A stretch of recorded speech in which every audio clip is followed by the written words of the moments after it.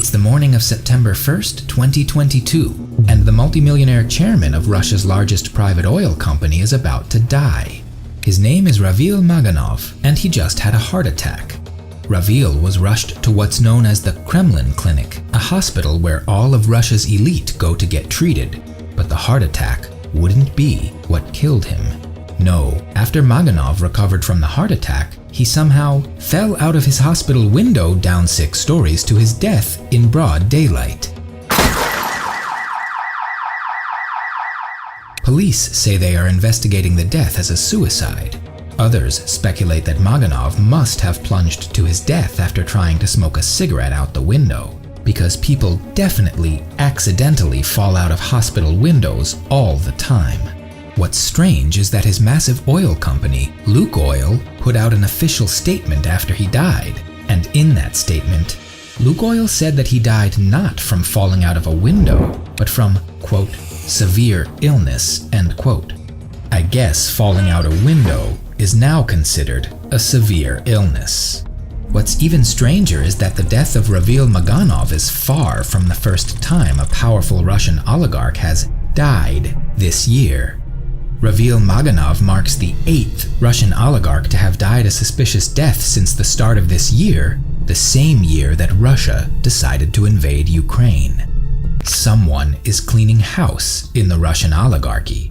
The bodies are stacking up, but why? Date: a month before the Ukraine invasion. Target: Leonid Shulman. Leonid Shulman was one of the highest-ranking executives at Gazprom, the most important natural gas company in Russia. They're the only ones allowed to sell gas to foreign countries, and they're the company behind the Nord Stream 1 pipeline that just shut off gas to Europe. Needless to say, Gazprom is a very valuable geopolitical weapon to the Kremlin. And this high-ranking Gazprom executive was found lying on his bathroom floor with multiple stab wounds. Sources say the knife was found in the bathtub, far away from Shulman's reach. Conveniently, there was a suicide note, so, obviously, Shulman's death was ruled as a suicide, because if you were to kill yourself, you would definitely write a suicide note and then proceed to stab yourself multiple times in the bathroom, and then throw the knife into the bathtub before collapsing on the ground to bleed out. One day after Russia invaded Ukraine, another top executive from Gazprom was found dead, in the same gated housing development that Shulman just died in. The body of Alexander Tyulikov was found hanging by his partner in his garage on February 25th. According to reports, he had been badly beaten before his death, but according to Russian newspapers, it was just another suicide. A few days later, Mikhail Watford was next, and he was also discovered hanging in his multi-million-dollar home in Surrey, England. People close to him refused to believe he had killed himself. His neighbor even claimed that Watford said he was on Putin's hit list. She continued to say, quote, "I find it hard to believe that Misha, Watford, would have taken his own life. It doesn't add up," end quote. These deaths have now gone international, and it was just getting started. April 18th, 2022, 1 month later. 26-year-old Anastasia Avayev couldn't get a hold of her family. Her father, Vladislav Avayev, was the former vice president of Russia's 3rd largest bank. What bank is that? Gazprom Bank, which is owned by none other than Gazprom. So when his daughter couldn't get a hold of them, she decided to check in on them at their multi-million-dollar apartment in Moscow. She makes her way to their apartment, opens the door, and what she sees will forever scar her for life. Her younger 13-year-old sister Maria laid slumped on the floor. Her body was pierced with gunshot wounds. Blood was everywhere. Her pregnant mother was the same story, dead on the floor from bullet wounds, her unborn child still in her womb. And her dad? The banker was also found dead, pistol in hand. And surprise, surprise, the Russian media immediately said it was a murder-suicide, that Vladislav Avayev shot his family before shooting himself. Quote, "Perhaps this was because of the sanctions. Everyone is depressed. Some are willing to go to extreme measures," end quote, one of the neighbors suggested. Vladislav Avayev was also very close with Vladimir Putin. If this was a one-off case, it might well be a murder-suicide. But then less than a day later, it happened again, 2,000 miles away in Spain. Russian gas oligarch Sergei Protosenya and most of his family are enjoying a spring holiday at their villa in Spain. The family's son Fedor decided to stay in France instead. Fedor had been trying to get in contact with his family for a while, with no luck. He started getting worried, so he contacted the local authorities to check up on them. The Spanish police arrived at the mansion at 4 p.m., less than 1 day after the Avayev family was brutally murdered, and the discovery they made was even more gruesome. Sergei's wife and daughter were axed to death in their sleep, while the father, Sergei, was found hanging outside the villa.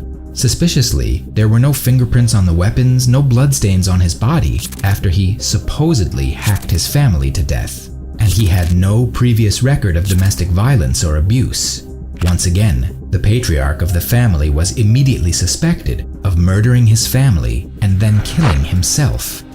After his death, Novatek, the company where Protosenya worked for almost 20 years, had this to say, quote, "Unfortunately, speculations have emerged in the media about this topic, but we are convinced that these speculations bear no relation to reality," end quote.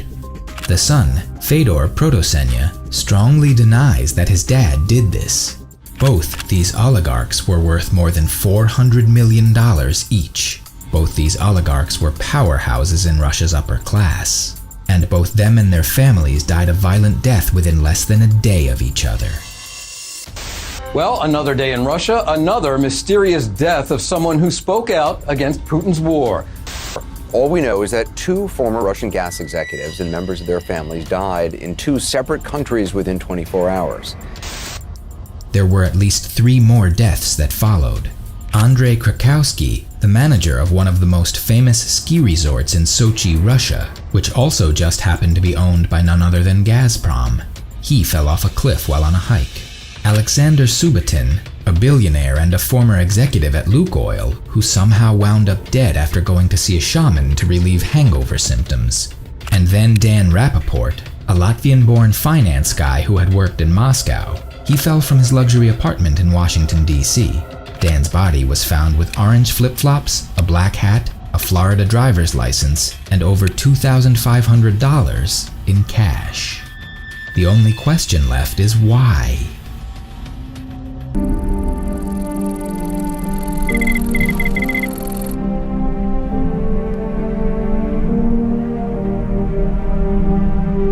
In late 2021, Putin was preparing to invade Ukraine, and an invasion of this scale requires a lot of money. You have to pay for weapons, equipment, soldiers' salaries, logistics, food, the list goes on. So what Putin does is he finances these operations through, what do you know, Gazprom and Gazprom Bank, who many of the men we just went over are associated with.